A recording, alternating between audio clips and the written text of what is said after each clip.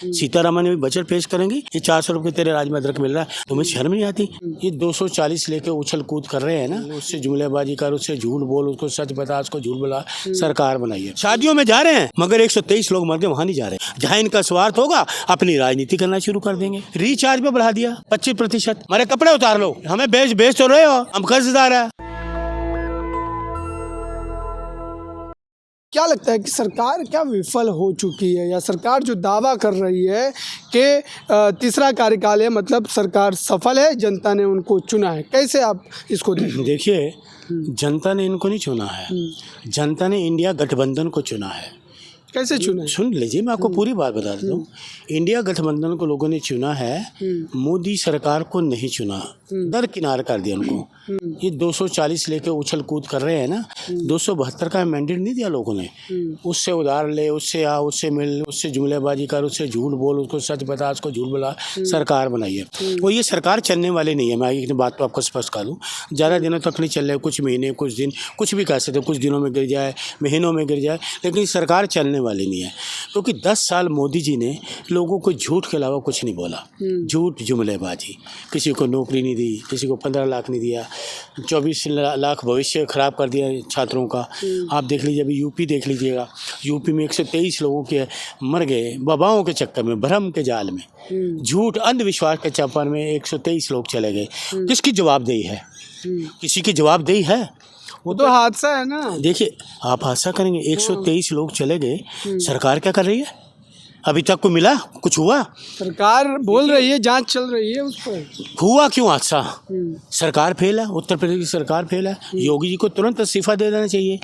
ये अपने ऊपर जिम्मेदारी लेनी चाहिए ना, कि नहीं मेरे ऊपर जिम्मेदारी है, मेरी इंटेलिजेंस फेल रही, मेरी लोकल इंटेलिजेंस फेल रही, स्टेट की इंटेलिजेंस फेल रही, हमारा जो पुलिस प्रशासन है वो फेल रहा, सारी चीज़ें तो फेल रही। आप बताइए, किसी चीज़ में तो कोई तो रिपोर्ट करता ना, पुलिस ठीक दे पाई उनको, ना उनकी इंटेलिजेंस, ना उनके नेता, ना उनके मंत्री कुछ नहीं बता पाए। जिन उनके मंत्री ऐसे जिनको ये नहीं पता, दालों उनके दाम नहीं पता, ऐसे मंत्री बने हुए हैं। मॉब लिंचिंग देख लो, किसी की मॉब लिंचिंग हो वो गलत है। कोई वो कभी पुलिस कस्टडी में गोली मार दी जाती किसी को, यह है प्रशासन? पुलिस कस्टडी में हत्या, ये प्रशासन है?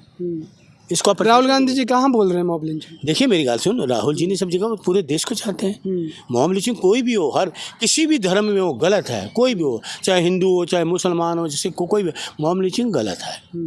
मॉब लिंचिंग नहीं होनी चाहिए। क्यों होती है? आप लोग सरकार को बदनाम कर रहे हैं। सरकार काम कर रही है, और हाथरस का जहाँ तक आपने जिक्र किया, हाथरस में योगी जी सबसे पहले पहुंचे। सरकार ने कोई अच्छा एक काम किया तो मुझे आप ही बता दो, कोई अच्छा काम किया सरकार ने? योगी जी पहुंचे तो थे हाथरस में। अच्छा, तो योगी ये क्यों नहीं पहुंचे अपने मोदी जी?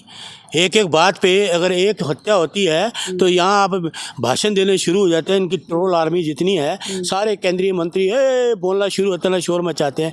123 लोगों में क्यों नहीं जा पाए अभी तक? अभी तक समय नहीं मिला इनको। शादियों में जा रहे हैं मगर 123 लोग मर गए, वहाँ नहीं जा रहे हैं, वहाँ समय नहीं है। मणिपुर में समय नहीं है इनके पास, 123 लोग, और इनका प्रशासन इनका वहाँ नहीं गए। क्यों नहीं गए? देश की जनता जवाब चाहती है। राहुल गांधी जब वहाँ पहुँचते हैं तो भाजपा कह रही है कि वो नौटंकी कर रहे हैं, राजनीति चमका रहे हैं। राहुल जी में दिल में दर्द है। ये राहुल गांधी हैं जिनके पिता देश के लिए शहीद हुए, श्री राजीव गांधी जी। इनकी दादी श्रीमती इंदिरा गांधी जी देश के लिए शहीद हुई। ये तो कार से हाथरस पहुंच के 8,000 करोड़ के प्लेन वाला व्यक्ति वो हाथरस नहीं जा पाया। ये उनके दिल में दर्द है। लोगों को गले लगाया, लोगों का हालचाल जाना, ये राहुल गांधी हैं, इंसानियत है इनमें। कहाँ, ये तो स्वार्थी लोग हैं भारतीय जनता पार्टी के लोग। जहाँ इनका स्वार्थ होगा अपनी राजनीति करना शुरू कर देंगे। 123 लोग मर गए, कोई बोला? यही अगर कांग्रेस के किसी राज्य में हुआ था, ये तूफान मचा देता। ये ऐसे लोग हैं, ये इतने इस तरह के लोग हैं ये।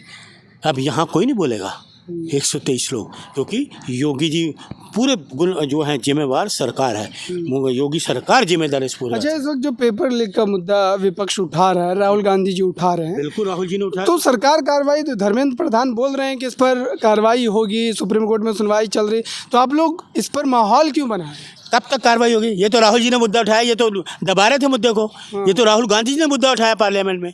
24 लाख छात्रों का भविष्य अंधकार में हो गया। आज उनका भविष्य, आगे देखो, भविष्य अंधकार में है।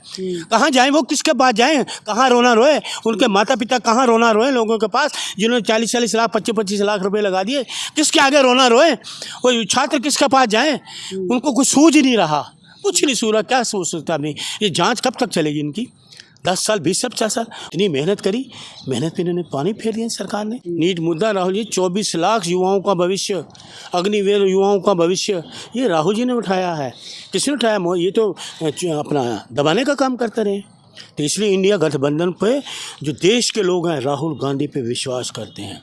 कहाँ विश्वास करते हैं? चुनाव में तो आपकी सरकार नहीं। देखिए, विश्वास जो पौधा होता है ना, पौधा आप ज़मीन में लगाते हैं, विश्वास बड़ा होगा। तो लोगों के दिल में विश्वास है राहुल के प्रति, दिल में, वो ज़मीन में, दिल में विश्वास है लोगों को। जो राहुल जी कहेंगे वो सच होगा। कल भाजपा कह रही है कि आप लोगों के मुद्दों को जनता नहीं स्वीकार रही, इसलिए तीसरी बार मोदी जी उल्टी बात कर रहे हो। उनके मुद्दों को तो लगा दरकिनार कर रहे हैं लोग, उनको कोई चाहता नहीं। सरकार बन कर रही है उनकी। क्या सरकार अपनी बनी? उनको 272 है, मुझे बताओ, मुझे बताइए। एनडीए में लड़े थे ना? एनडीए में नेचुरल डिजास्टर एनालिसिस बोलूँगा मैं उसको। अच्छा। देश का सबसे बड़ा नुकसान ये एनडीए ने करा। 10 साल, पूरा 10 साल करा। अब इनको एनडीए याद आता है या मोदी पहले याद आता था या बीजेपी, इनको कुछ नहीं था। देश के बर्बाद कर दिया। तो आप ये मत उल्टी बात मत करियो। देश की चिंता इंडिया गठबंधन का, इनको चिंता नहीं, देश बेच रहे हैं। इनको अपनी चिंता है, भाजपा ये कह रही है परिवार को अपनी चिंता है इनको अपने, इनका परिवारवाद। आप परिवार वाली बात मेरे से मत करिए। इनके परिवार वाले लोगों को टिकट नहीं दी, राजनाथ ने बेटे को टिकट नहीं दी क्या है? ये परिवारवाद की मेरे सामने इनकी बात मत करो। आज फिर वो महंगाई दौर आ गया, महंगाई का दौर आ गया। वही आज 400 रुपये किलो अदरक मिल रहा है। सीतारामन ने भी बजट पेश करेंगी, उनको को अदरक कब भेजूंगा ज्ञापन में। ये 400 रुपये तेरे राज्य में अदरक मिल रहा है। लहसुन प्याज आम नहीं खाते, हम तो खाएंगे हैं? तुम्हें शर्म नहीं आती? क्या गरीबों की रसोई पे ताला लगा दो? जो गरीब आदमी हैं उनकी रसोई पे ताला लगा दो। 120 किलो रुपये फिर टमाटर हो गया। दूध के दाम, बच्चों के मुख से दूध छीन रहे हो हैं। 68 रुपये किलो हो गया दूध। दूध 2 रुपये, तुम्हें पता ही नहीं लगता, रात को तुम बढ़ा देते हो। 2 रुपये किलो में बढ़ा दिया। अरे बच्चों के मुख से दूध तो मत छीनो। अरे बच्चा दूध नहीं पिएगा जवान कैसे होगा? कैसे भविष्य उसका?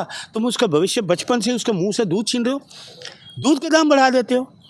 अभी वो रिचार्ज पे बढ़ा दिया 25%। कमाल है भाई यार। लोगों की रसोई बंद कर दो, हमारी जेब में काट लो, हमें कर दो, हमारे कपड़े उतार लो। हमें बेच तो रहे हो। हम कर्जदार है, हर आदमी इस देश का कर्जदार है। मोदी की सरकार में हर आदमी कर्जदार हो गया। जो पैदा होने वाला है वो भी कर्जदार है इस मोदी सरकार में। तो मोदी जी लोगों को लाइक नहीं करते, देश के लोग नहीं लाइक करते, तो दरकिनार कर दिया। अभी चुनाव हुए ना, 13 में से 11 आ गए। अब कोई हो अल्लाह करेंगे? नहीं करेंगे। उत्तराखंड भी गया, इनका हो गया। तो मोदी जी का जो था ना, बीजेपी मुक्त भारत होने वाला बहुत जल्दी। बीजेपी मुक्त भारत होगा। मोदी जी को कोई पसंद नहीं करता। मोदी जी का ग्राफ गिर गया, सुन लो पूरी। मोदी जी का ग्राफ गिर गया।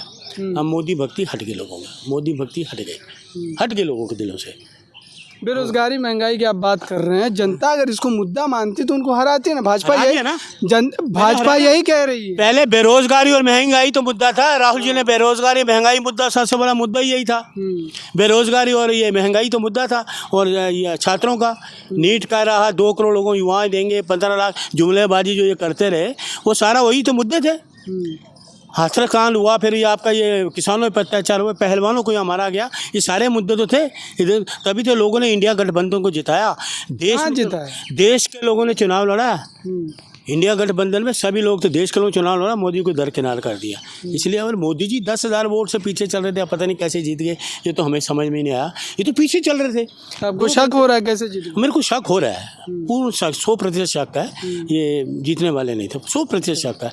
और 10,000 वोट से पीछे चल रहे थे, एकदम 2 घंटे काउंटिंग रुकेगी, फिर कैसे जीत गए भाई? आप कहना चाह रहे ईवीएम 1.5 लाख में एक प्रधानमंत्री जीत रहा, क्या बात कर रहे हो? राहुल जी हमारे देखिए 4 लाख से वहाँ जीते, 4 लाख से वहाँ जीते। आप यही आप वो करिए ना, अंतर जानिए। राहुल जी वायनाड से जीते 4-3.5 लाख से वोट से जीते। रायबरेली से 3.5-4 लाख से जीते। मोदी 10 साल के प्रधानमंत्री 1.5 लाख से जीत रहा है। अब यही देख लो लोग किसको चाहते हैं, कितना प्यार करते हैं। इसलिए लोगों के दिलों में है कि इंडिया गठबंधन आए। राहुल गांधी इंडिया गठबंधन के हाथ में देश सुरक्षित है, मोदी जी की सरकार में सुरक्षित नहीं है।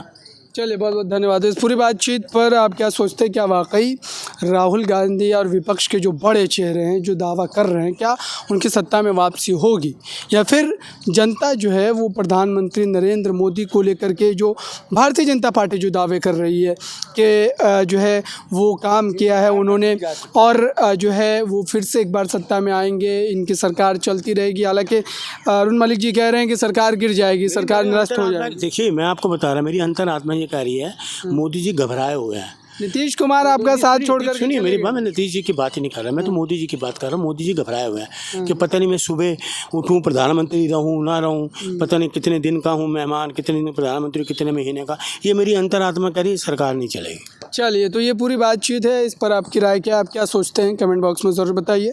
जुड़े रहें नेशनल दस्तक के साथ। नेशनल दस्तक की आपसे गुजारिश है कि अगर इसको बचाना चाहते हैं तो नेशनल दस्तक को सब्सक्राइब करने के लिए रेड कलर के सब्सक्राइब बटन को दबाएं, फिर बेल आइकन की घंटी दबाएं। नेशनल दस्तक को बचाने के लिए बहुत जरूरी है कि हर खबर को शेयर करें, लाइक करें, कमेंट जरूर करें।